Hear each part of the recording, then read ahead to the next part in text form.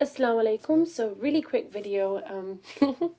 We actually, my spouse and I, it was a, he was trying to download a live broadcasting app on the Samsung S8 Note S8. I can't even say it, man.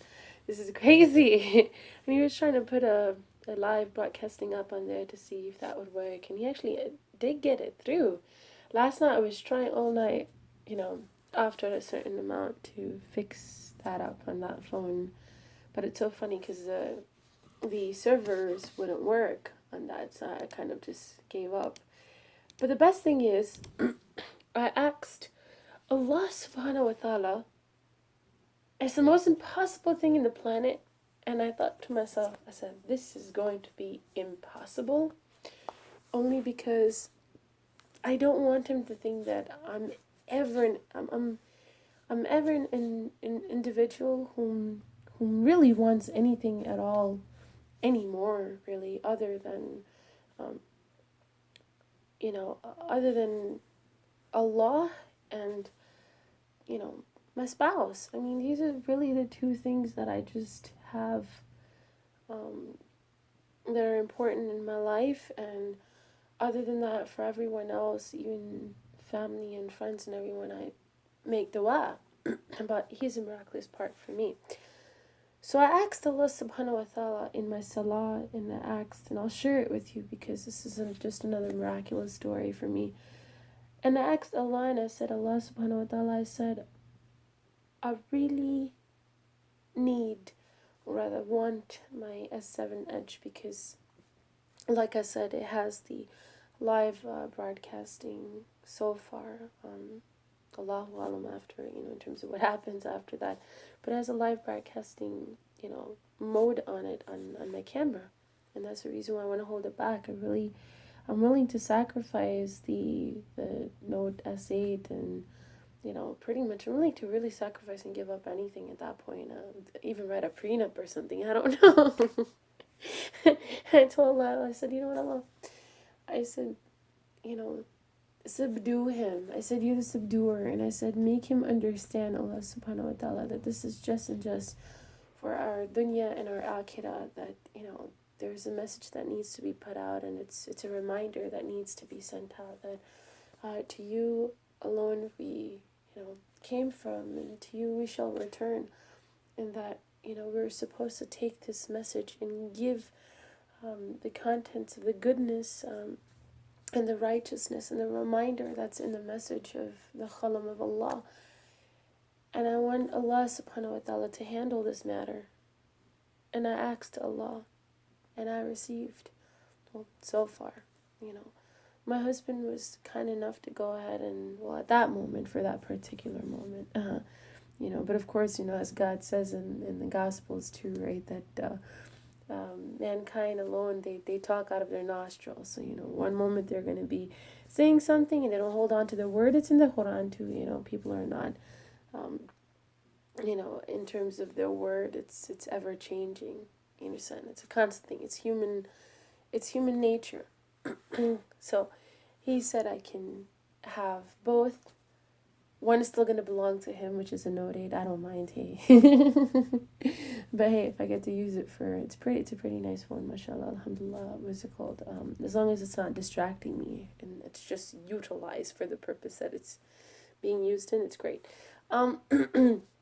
It's a nice one, mashallah, mashallah, mashallah, alhamdulillah, alhamdulillah, alhamdulillah, all praise be to the creator of the heavens and the earth. It's great to write notes in, and that's what I'm constantly, usually always doing, which is on the run. And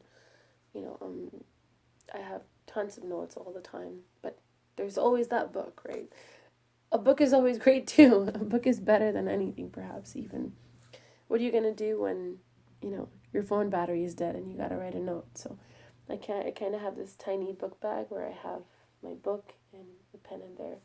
Oh, of course, but then you're gonna go ahead and rebuttal and say, what happens if you run out of ink and the pen's not working? That works too. Anyhow, but it's cool. Mashallah, it's cool. So, yeah, he said I can have both. He said I can have my S7 Edge I can keep that so I can continue, inshallah, to do live broadcasts at the will of Allah, because not even a leaf moves without Him. But now, it's after Asr Salah, and now I want to share something very interesting, and I'm going to do it very quick, inshallah. So all this randomness for the first 5 minutes, and I got to get to the real good stuff.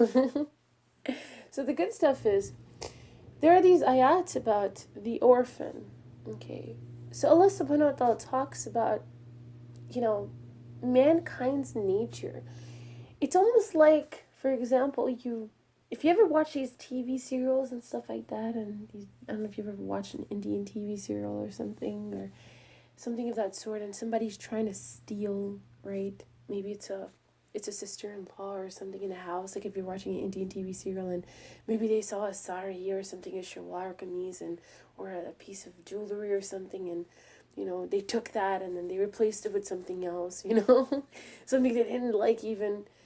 So So Allah subhanahu wa ta'ala goes into an ayat, and it's totally irrelevant to how I'm explaining it to you, but it could even be relative. It's just something for you to relate to, So suppose, you're a thief, and you really like something, and you want it. What do? Okay. Maybe you're even nice enough to go ahead and feel bad enough, and you'll replace it with something else, just for them to have it. You understand? So in another place, we understand in the ayat that Allah subhanahu wa ta'ala tells us to give only that which you yourselves would, take or use or utilize. So you're not going to give something to somebody which is something you want to throw away and you would never even look at again because it's so dirty and disgusting and uncleansed and not in the manner that is even giftable. Because something that you might not like, but it's in a good condition, you might not like that, but it's in a nice and good condition, can actually be somebody else's treasure, and they might absolutely love it, right? But but if it's not in the condition that you yourself wouldn't even take, perhaps so it might be that it might not be even in the best of interest to give it to somebody else. So in that manner, those ayats, regarding the orphans, says that Allah subhanahu wa ta'ala says, don't give the orphans, something in exchange for something which is worthless, worthlessness. So that word hit me, and it was worthlessness, like not worthy of it, not worth it at all. And it actually took me to a whole different understanding of something which is far more superior for me to understand and for me to go ahead and talk about. That's absolutely important. That should be common sense for anyone who doesn't have it. So don't do it. Don't ever, ever, ever mess around with an orphan and their belongings. And because, we are supposed to be supporting each other. We're supposed to hold steadfast together and not be divided. You understand? Not be in sects, right? SECTS, right? We're not supposed to be in sects. Allah subhanahu wa ta'ala wants us to be compassionate, merciful, good, righteous, justful to each other, and hold on and just forgive. Forgive until the last day, because there's no man walking in this planet. No man as a mankind walking this planet without a single sin. At least in current day today, right? And especially in today's time. So just let it go. You understand? Just shift your focus. Just completely shift it. Keep trying to shift your focus. So what's the most important part here? That word, worthless. Wow, worthless. So there are things out there that are worthless? Really? Even if Allah created us, we could actually be doing things that are worthless?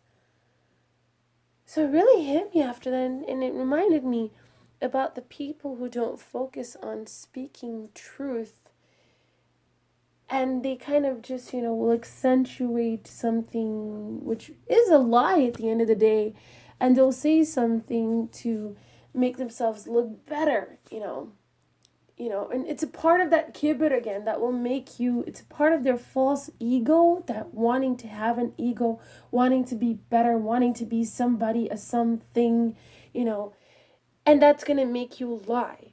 And that ego portion is going to make you lie and say, hey, oh yeah, I did this before, or I did that before, or I know this person, or I know that person. Whoa. And guess what? So you start off with one lie, or you say another lie. For example, let's just say, I personally hang out with the President of the United States, for example, right? Let's just take the most randomest, thing. Say, I hung out with the President of the United States in my career, you know? Okay. And of course, I didn't, right? Now, to the extent of how it might have had an invitation of some other kind is a totally different thing. I'm not going to get into there. That's my ego. But in reality, if I were to say, yeah, I'm talking to some business affiliates and I'm telling them, yeah, one time me and the president, like we hang out once and everything like that. We were at the Russian tea room or something. I don't know. Coincidentally, wow, the Russian tea room. Yeah, and I met him, when it was about a good, 10, 15 minutes and stuff like that. We spoke, right? And I said something like that, and what did I do it for? My ego, just to make myself look good. What did that do? That became a lie. What did that do? It might have even made somebody else feel like, a little down or a little out or a little weird. But here's that word again. Worthlessness. Worthless. Was it worth it? The question is it worth it? Is that lie, or that kibber, or that false image, that false type of thing that's going on, is it worth it? Is that lie worth it? Is that lie even a lie that you want to go on your scale or in your book of life or in your deeds? Is it worth it? Like, is that lie worth one freaking lie? Just imagine your deeds are getting calculated. And of course, Allah says you want your deeds to be, this stretch from between one, I guess, planet to another planet or something, like the far ends of each of it. That's how much you're going to want, your deeds to be far apart on that day and the day of, and the day of judgment. So imagine you're in the point scale, and just because of one lie, I'm saying this is a point. I'm calling it a point scale, right? I'm just saying, just because of one lie, that one lie, your calculations are heading you towards Jahannam. That's it. Even the first level of Jahannam or whatever it is, it has many levels. So honestly, is it really worth it? I mean, is it really worth even speaking one self-centered, egotistical, flaunting for the ego, for that, whatever? Is it worth going to Jahannam for something that never will end? So, worthless is the word I need to focus on in general, because it's a type of advice I would give to everybody in the planet. I would say, is it worthy of it? Is it worth it? Is it worth your dunya? Is it worth your akhirah? Is it worth it? That's really the question. Is any of this worth it? Is anything that you're doing in your life worth it? It's really the question. And in the same manner, when I was listening to Gospel of Enoch, there was a portion which was being told, and then, which I want to share, okay, you see in the Quran, manna and quail used to be sent from heaven, right? So now, most people will just, surpass that, they didn't really never paid attention to that part, that, food, it's just a one-time understanding for them. Okay, food was sent from heaven. Okay, what is it? Does anybody know? Okay, nobody really knows what it was. Maybe they know. Okay, well, okay, all right, well, what, all right, fine. Food was sent from heaven. Okay, moving on. But they won't really go to that extent, majority will not go to that extent to to understand the severity of what it means that food was sent from heaven. What does that mean? That's cool. You didn't have to work for food. You didn't have to do hard work for that, burden yourselves for the food, and it was called the money to get the food, and the hardship and the traveling to and from, just like the birds will just travel and travel, just to pick up a worm or a bait and go through all this just to have a meal, right? Or you to have a meal, you'll wake up, and drive off to work and do all this work and then, make that money and then go off to the grocery store or whatever it is, And then just for a meal, really, essentially, that's what it is, for food and shelter.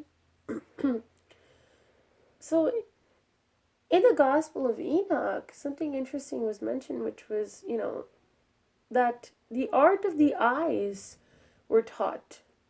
You understand? It was a part of one of the skills or secrets or whatever in heaven, supposedly, you say, okay? So it's interesting. It's very, very, very, very, very interesting. But then Allah, I'm assuming so, right, says, oh, and that which they were taught, it was worthless. These are like the worthless things. Like, there are better things. You just don't know. So even if this was taught from those who were in heaven, these were like, some, things that were being taught, and it was from heaven. Allah even goes on to say that you don't even know what I have. You understand? Allah goes on to say, you don't even know what I have. Like you, whatever it is that you went ahead and taught and you brought down to the dunya, and then this happened and that happened and da all these things. You don't even know what I got. We don't know the extent of Allah subhanahu wa ta'ala's, kingdoms and secrets and gabe and this and that, and it's never ending. Like, you just don't know. But you think you know. See, you could be a malaika, which means an angel. You could be a jinn, which is, creation made out of fire or colorless flame or whatever. You could be a human made out of dirt and whatever else that we're made out of in terms of earth and whatever, right? So you could be water and fire and earth and, it could be whatever. But guess what? You were created by the Creator. So at the end of the day, you were created. Get the term through your head. You were created. How can you ever be far above in superior knowledge and be able to produce unlike to like your Creator, or know what He knows? Because you can't. You were created. You were created. You could try, but how would it doesn't even make sense. So here's what the important factors are really today. And the important factors are that whatever it is that you're doing with the remainder of your time, because time is your most valuable asset, question yourself, is it worth it? Is it worth it? What is the most, out of everything that you're doing, what is the most important thing to you, what you think it is, that is important to you? Work on that. And secondly,